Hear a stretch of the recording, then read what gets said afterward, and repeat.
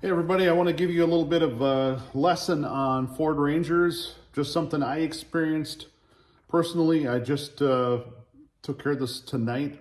Kind of wished I'd have recorded it from the beginning, but I didn't. But I've got a 2000 Ranger with the 4.0 engine, and it's been running rough at idle. It's idling so low that the oil pressure gauge, it actually was bouncing and jumping around, and just I had to keep my foot on the accelerator and the gas at the same time at a stoplight. And also had an issue for a long time with the engine, with the pinging. And I just thought from what I was reading that it was carbon buildup or whatever. But actually, what I did is, because of the whole idling situation, I thought, well, I'm going to replace my mass air flow sensor, which is right here. So I just popped that out tonight and replaced it. And I also bought a idle air control valve, otherwise known as an IAC. So this is an MAF and this is an IAC. So mass airflow sensor goes here, and the IAC is right here. And it's simple. I mean, it's just two 10 millimeter bolts. Unplug it. I've seen other videos and they go way into detail. It's like, just take the two bolts out, or unplug it, take the two bolts out, pull it out. Comes with a new gasket, bolt it on, plug it in. And with this one, with the mass airflow sensor, they talk about, oh, you can buy this mass airflow sensor cleaner stuff. I mean, this was full of crap, but it's the original one. I just bought a new one, put it in. So anyway, for 150 bucks, I got both of them. And that's with tax and everything. And the problem, some of the problems, again, I was having was idling. Another thing was pinging.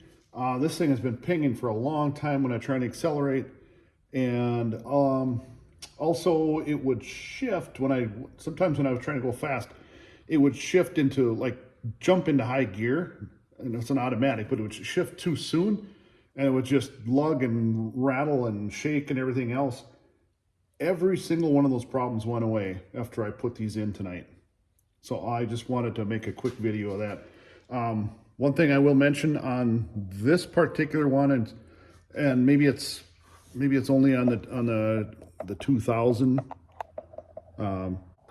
It's got a T20 screw in it, but it's got a pin in the center of it on the T20. So you can buy these little T20s that are hollow.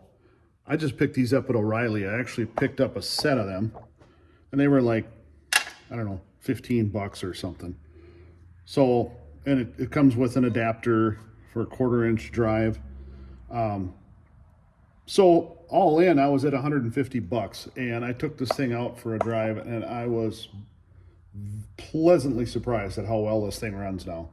So just wanted to give you that advice. If you're having issues with the pinging or idling rough, or just poor performance, shifting too early, that idle air control valve affects that as well. Just a quick lesson for you guys that if you're in doubt, spend 150 bucks and try it. It's definitely worth my time. One other thing I do want to mention is when you're done with replacing those valves, you want to disconnect your battery, because what your battery is going to do, or disconnecting your battery is going to do, is reset your ECM, your computer, because it's faulting. Chances are you got a check engine light on. Disconnect the battery, just leave it off for a few minutes, put it back on. My check engine light has been on for a couple of years, and actually we hooked up an OBD to it, and it said it was a misfire. I replaced these two and that it went away. I haven't seen that light out in years. So again, just disconnect the battery, give the computer a chance to reset, and you should be good to go.